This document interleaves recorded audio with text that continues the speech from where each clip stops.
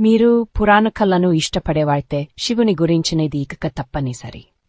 దేవతలు మరియు రాక్షసులు ఒకప్పుడు క్షీరసాగరాన్ని మన్నం చేయడానికి ఒక చోటికి వచ్చారు. అమరత్వపు అమృతాన్ని పొందాలని ఆశించారు.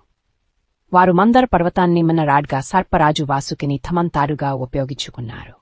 వారు మన్నం చేస్తున్నప్పుడు వారు చాలా సంపదలను కనుగొన్నారు. కాని హఠాత్తుగా హలా అనే ప్రాణాంతక విషం బయటపడింది. ఇది విశ్వాన్ని నాశనం చేస్తుందని బెదిరించింది.